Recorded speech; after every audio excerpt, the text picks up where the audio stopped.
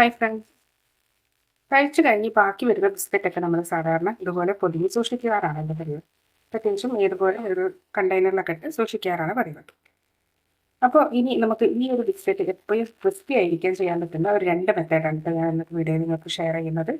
അപ്പോൾ ഞാനിതാ ഇതിൻ്റെ കവറൊന്ന് ജസ്റ്റ് ഒന്ന് മാറ്റിയെടുക്കുന്നുണ്ട്.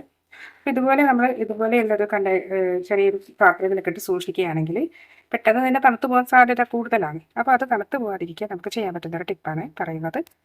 അപ്പോൾ അതിന് മുൻപായി അഥവാ ഈ ബിസ്ക്കറ്റ് ഇടുന്നതിന് തൊട്ട് മുൻപായിട്ട് നമുക്ക് അതിലേക്ക് ഒരു സ്വല്പം പഞ്ചസാര ഇട്ട് കൊടുക്കാം. ഇതുപോലെ കുറച്ച് പഞ്ചസാര ഇട്ട് കൊടുക്കാം കേട്ടോ.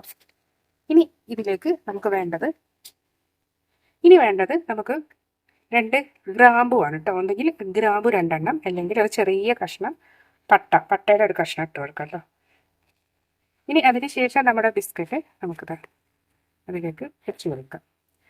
അതിനുശേഷം നിങ്ങൾ അടച്ച് വെക്കുകയാണെങ്കിൽ തീർച്ചയായും ബിസ്ക്കറ്റ് തണുത്ത് പോകാതെയും അതുപോലെ തന്നെ ഉറുമ്പരിക്കാതെയും ഇരിക്കും കേട്ടോ. കുറച്ച് കാലം വരെ നമുക്ക് കിട്ടും. ഇത് നല്ല ഒരു ടിപ്പാണ്, തീർച്ചയായും ട്രൈ ചെയ്ത് നോക്കുക.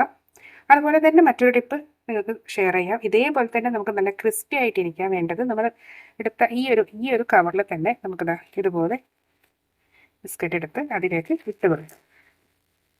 അതിലേക്ക് ഇട്ട് കൊടുത്തതിന് ശേഷം നന്നായി ഒന്ന് മടക്കാം.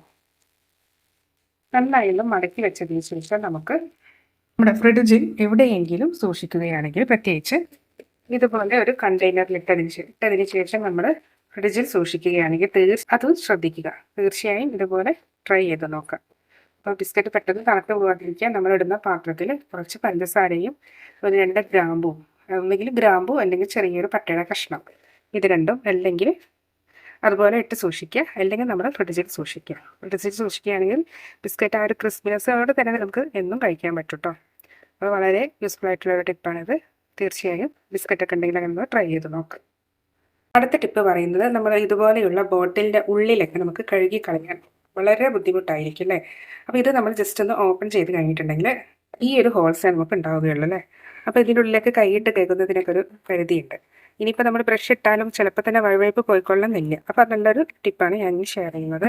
ഇതിനായി ഒരല്പം ന്യൂസ് പേപ്പർ എടുത്ത് മുറിച്ചെടുത്ത് ഇതിലിട്ടതിന് ശേഷം ഒരല്പം വെള്ളവും ചേർത്ത് നന്നായി ഒന്ന് ഷെയ്ക്ക് ചെയ്ത് കൊടുക്കുക. നന്നായി ഷെയ്ക്ക് ചെയ്ത് കൊടുത്തതിന് ശേഷം കഴുകി കളയുകയാണെങ്കിൽ തീർച്ചയായും ഇതിൻ്റെ ഉള്ളിലെ വഴുവഴുപ്പൊക്കെ മാറും കേട്ടോ. അപ്പോൾ ബ്രഷ് ഇട്ടാലും നിങ്ങൾ ഈ ഒരു ടിപ്പ് ഒന്നും കൂടി ട്രൈ ചെയ്യുകയാണെങ്കിൽ തീർച്ചയായും ഇതിൻ്റെ ഉള്ളിലുള്ള ആ ഒരു വഴുവഴുപ്പ് മാറാൻ വേണ്ടിയിട്ട് അങ്ങനെ ചെയ്യാം. കുറച്ച് കൂടുതൽ ഒന്ന് നന്നായി ഒന്ന് ഷെയ്ക്ക് ചെയ്ത് കൊടുക്കണമെന്ന് മാത്രം, എല്ലാ ഭാഗത്തേക്കും നന്നായി ഒന്ന് ഷെയ്ക്ക് ചെയ്ത് കൊടുക്കുക. കുറച്ച് കൂടുതൽ കടലാസ് ഇട്ടതിന് ശേഷം. അങ്ങനെയാണെങ്കിൽ നമ്മുടെ കുപ്പിക്കുള്ളിലെ വഴുവഴുപ്പൊക്കെ മാറി കുപ്പി നല്ല വൃത്തിയുള്ള കുപ്പിയായി തീരും.